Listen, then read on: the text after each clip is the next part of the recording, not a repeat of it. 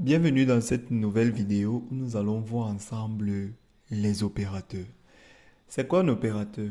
Une définition toute simple de ce que c'est qu'un opérateur est la suivante. Un opérateur est un mot-clé ou un symbole qui permet d'effectuer des opérations entre des valeurs et des variables.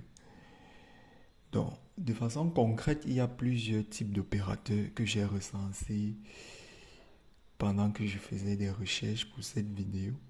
Ça m'a moi-même étonné parce que il y a beaucoup d'opérateurs là que je n'utilise pas. Donc, il y a des opérateurs arithmétiques, ça on les connaît tous. Par exemple, pour ceux qui ont fait un peu de mathématiques à l'école, ils connaissent les opérateurs mathématiques. Et également, donc, en Python, on a des opérateurs mathématiques. Le plus souvent, ils seraient utilisés pour écrire des programmes nécessitant des calculs mathématiques. Hmm. Donc, par exemple, je prends un exemple tout simple. Par exemple, vous voulez coder une calculatrice. Vous aurez besoin des opérations de base comme l'addition, la soustraction, la multiplication, la division entière, le modulo, l'exponentiation. Vous aurez besoin de toutes ces opérations-là et les opérateurs mathématiques de base qu'on a ici peuvent être utilisés pour écrire un programme de la sorte. Nous avons également des opérateurs de comparaison. Le plus souvent, on les utilise pour faire, comme le nom l'indique, des comparaisons entre deux variables, entre deux valeurs. Et vous allez vous rendre compte que on va beaucoup plus l'utiliser ici dans le cas où on veut établir des conditions, où on veut établir des boucles. Donc, nous avons également des opérateurs d'affectation. Les opérateurs d'affectation, par exemple, le fait d'attribuer à une variable, comme nous allons le voir dans la pratique tout à l'heure, une valeur est caractérisée comme étant une affectation. Donc, il y a des affectations simples, il y a des affectations particulières, comme celle qui est la suivante de l'affectation simple là, et que nous allons voir un exemple. Donc, vous pouvez également noter, retenir ces notations-là pour ces différents types d'affectations. Ça peut vous aider dans les programmes que vous écrivez. Et ça peut aussi vous aider lorsque vous voyez des programmes qui sont écrits à pouvoir identifier quelle opération est faite à telle ligne. Si vous voulez bien lire un programme écrit peut-être par quelqu'un qui a utilisé ce type d'affectation-ci. Ce type d'opérateur d'affectation, pardon. Nous avons également des opérateurs de logique. Beaucoup les connaissent également. Donc en anglais, c'est les mots-clés and, or, not. Donc, et également et enfin les opérateurs, les autres opérateurs que j'ai découverts durant la préparation de ce cours. Peut-être que vous allez également aller faire des recherches sur eux. Il y a des opérateurs d'appartenance, des opérateurs bit à bit, des opérateurs d'identité. Par exemple, les opérateurs d'identité, si je les utilisais, mais pas vraiment, je ne savais pas vraiment que c'était des opérateurs d'identité. Donc, je vous encourage également à aller faire quelques petites recherches pour pouvoir avoir une idée de ce que sont ces trois types d'opérateurs. En ce qui nous concerne, nous allons maintenant passer à la pratique. De façon concrète, voici ce que nous allons voir, notre petit programme que nous avons préparé à cet effet pour illustrer ce que nous avons vu dans cette partie. Donc, nous avons notre variable définie, ma variable, à qui on affecte 25 à l'aide de l'opérateur d'affectation simple égal, comme nous venons de le voir. Et maintenant, on utilise une affectation particulière. Bon, par exemple, si je mets ici moins, ça veut dire que je recranche 25 à ma variable.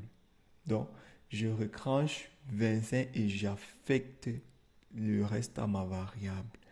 Ce qui fait que si on exécute ce petit bout de code, vous pouvez le tester, on aura 0. Mais comme j'ai déjà préparé un programme qui suit une logique pour la leçon d'aujourd'hui, j'ai mis plus.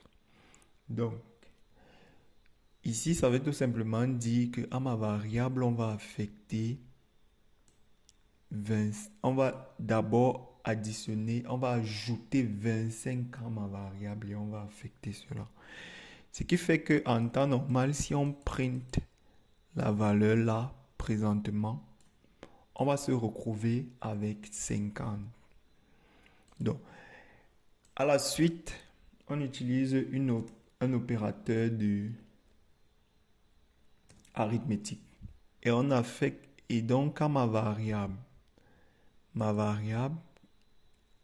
ici, on va prendre la valeur actuelle de ma variable et on va multiplier par 2. Donc, ce qui fait qu'en temps normal, si on suit bien le programme, ici on a 25 au départ avec l'affectation simple. Puis à l'aide d'une affectation d'addition, on ajoute 25 à notre variable. Et si on print la valeur ici, on se retrouve à 50. Et maintenant, on continue dans le programme. À ma variable, on affecte la valeur ma variable et on la multiplie par 2. Ça veut dire qu'en temps normal, si on print ici, on doit se retrouver avec 100. Et maintenant, ce qui fera l'objet de notre prochain cours, on va examiner les structures conditionnelles et les boucles. Bon, on va peut-être d'abord commencer par les structures conditionnelles avec if. Donc, c'est juste une condition dans laquelle on va illustrer le fait qu'on a utilisé plusieurs autres opérateurs. Donc, par exemple, ici, on a utilisé un opérateur de comparaison. Donc, si ma variable est supérieure ou égale à 100, et on a utilisé maintenant un opérateur de logique et, ou en anglais. On a utilisé cet opérateur-là. Et si, donc, et ma variable modulo, un opérateur arithmétique, le voici ici. Je fais une petite erreur. Donc, et un opérateur arithmétique, le voilà modulo. Si ma variable modulo 5, c'est-à-dire le reste de la division de ma variable par 5, est égal à 0, alors qu'est-ce que je fais? Je print ici que ma variable est un multiple de 5. Donc, voici comment les opérateurs que nous venons de voir vous permettent d'écrire un programme. Et voici un peu l'explication qu'on peut donner par rapport au petit programme qu'on vient d'écrire. Donc, vous allez vous rendre compte que c'est exactement ce qu'on va faire ici en exécutant le programme. Et lorsqu'on exécute, qu'est-ce qui se passe? On a bien notre cours, les opérateurs. Comme on le disait tantôt avec l'explication du programme, on a bien notre premier print est égal à 50. On a donc, après la multiplication de ma variable par 2, on a bien notre valeur égale à 100. Et on entre maintenant dans notre condition. Si ma variable est supérieure ou égale à 100, ce qui est le cas.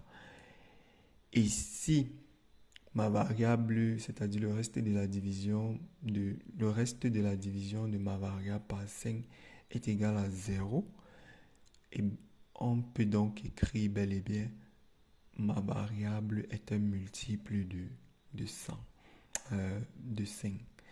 Donc, voici concrètement comment on peut fonctionner avec les opérateurs. Vous voyez que ce sont des outils vraiment intéressants et puissants qui nous permettent d'écrire des programmes cohérents et qui vont nous permettre d'écrire également des programmes qui auront pour but de résoudre un certain nombre de problèmes. Donc voilà ce qu'on pouvait dire ici sur les opérateurs.